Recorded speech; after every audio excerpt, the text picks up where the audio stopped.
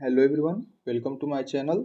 आज हमारा geoinformatics and nanotechnology for precision farming का सेकेंड लेक्चर है, जिसके अंदर हम पढ़ेंगे जियो इन्फॉर्मेटिक्स क्या है, उसके डिफिनेशंस और उसके कॉन्सेप्ट्स क्या हैं। तो चलिए शुरू करते हैं।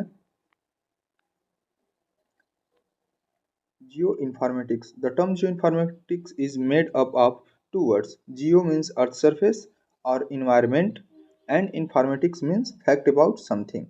ठीक है, तो जियो इन्फॉर्मेटिक्स जनरली दो वर्ड से मिलकर बना है, geo and informatics. Geo means होता है अर्थ सरफेस या इन्वायरमेंट, एंड इन्फॉर्मेटिक्स मीन्स क्या होता है, इंफॉर्मेशन या fact about something.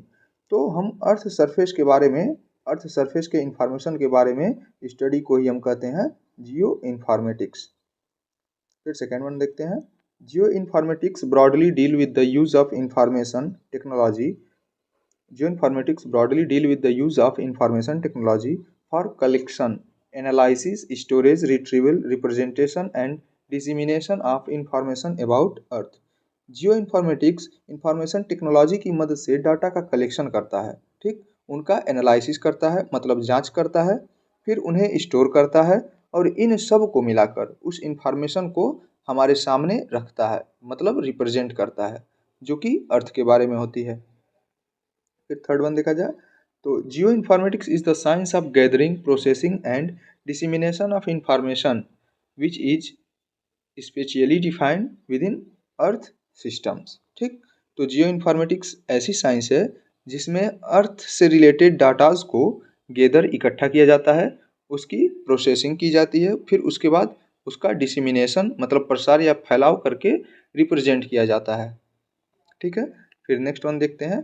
Geo informatics is an integrated tool to collect, process and generate information from spatial and non spatial data. फिर अभी मैंने ऊपर बोला स्पेशियल, तो आप लोगों को समझ में नहीं आया होगा, अभी मैं बता दे रहा हूँ। कहीं कहीं स्पेलिंग मिस्टेक हो सकती हैं, तो थोड़ा आप लोग इसे देख लीजिएगा। अभी पीपीटी बनाने में थोड़ा टाइम लग रहा है और अभी इसमें धीरे धीरे सुधार भी हो जाएगा, कोई दिक्कत नहीं है। ठीक, तो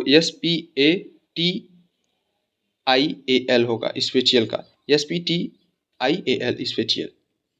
ठीक, तो जियो इन्फॉर्मेटिक्स एक इंटीग्रेटेड टूल है जिसमें हम अर्थ से रिलेटेड इंफॉर्मेशन को स्पेशियल डाटा के रूप में, मतलब datas which are related to location, वो डाटाज जो एक पार्टिकुलर लोकेशन को रिप्रेजेंट करते हैं, एक पार्टिकुलर कोऑर्डिनेट्स लोकेशन को प्रेजेंट करते हैं। ठीक, और नॉन स्पेशियल डाटाज क्या होते हैं, उस पार्टिकुलर लोकेशन के बारे में जो उसकी कैरेक्टरिस्ट है उसको ये नॉन स्पेशियल डाटाज बताते हैं। मान लीजिए देवरिया में कोई एक पार्टिकुलर जगह पे आप खड़ा हैं, तो उसे हम कहेंगे, उस प्लेस को कहेंगे जहाँ पे आप खड़े हैं, उसे हम कहेंगे, मान लीजिए देवरिया के रोड पे आप खड़े हैं, that is the spatial data, क्योंकि आप एक पार्टिकुलर जगह पे खड़े हैं।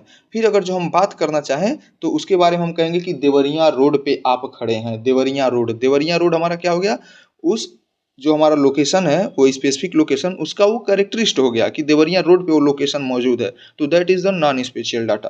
ठीक, फिर some important tools for geoinformatics are remote sensing, geographic information system, global positioning system। मैंने ऊपर भी इसको बताया था, फिर भी एक बार बता दे रहा हूँ। रिमोट सेंसिंग क्या होता है, रिमोट मीन्स होता है कोई जगह या कोई चीज़ ऐसी है जो कि बहुत दूर है, जिसे हम इजीली एक्सेसिबल नहीं कर सकते हैं। और सेंसिंग मीन्स क्या होता है, taking the information about that thing, मतलब उसके बारे में जानकारी लेना। कोई चीज़ हम बहुत दूर है, उसे इजीली एक्सेसिबल नहीं कर सकते हैं, फिर भी हम यहाँ घर बैठे उसके बारे में इंफॉर्मेशन ले रहे हैं, बिना वहाँ पे उपस्थित हुए, बिना वहाँ पे फिजिकल प्रेजेंट हुए।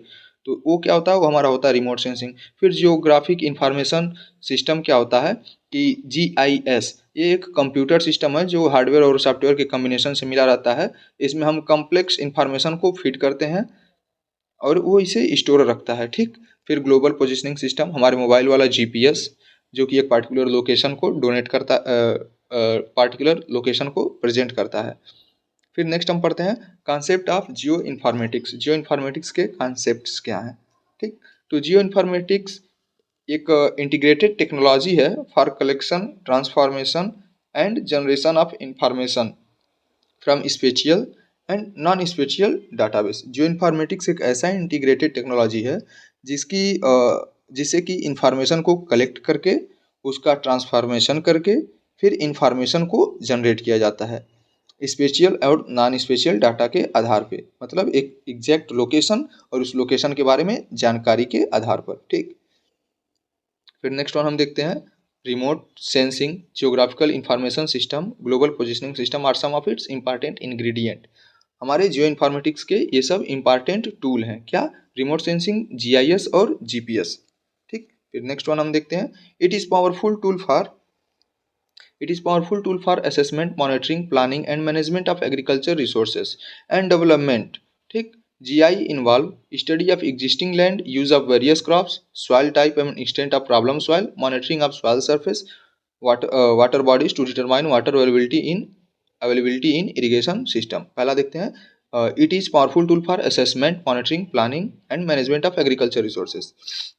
तो जियो इन्फॉर्मेटिक्स है वो एक पावरफुल टूल है जिसके द्वारा एग्रीकल्चर रिसोर्सेस का मैनेजमेंट किया जाता है और एग्रीकल्चर का डेवलपमेंट किया जाता है। विभिन्न प्रकार के अर्थ से रिलेटेड इंफॉर्मेशन का असेसमेंट मतलब आकलन करके फिर उसकी मॉनिटरिंग की जाती है, मतलब निगरानी की जाती है और प्लानिंग करके उसका मैनेजमेंट किया जाता है। जो भी समस्या रहती है उसका, जो भी इश्यूज रहता है उसका मैनेजमेंट किया जाता है।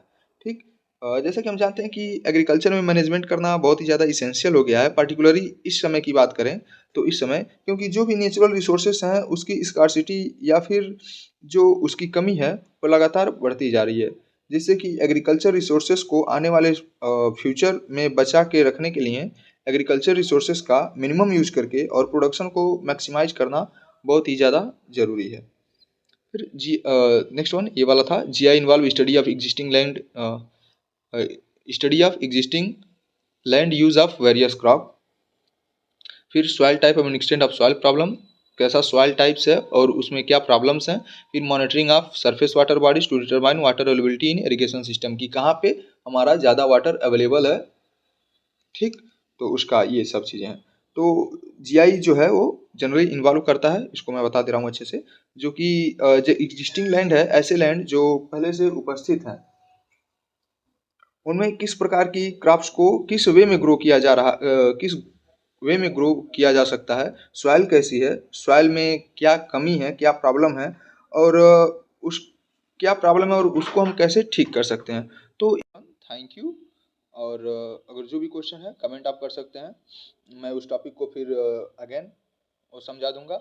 तो जय जवान जय किसान।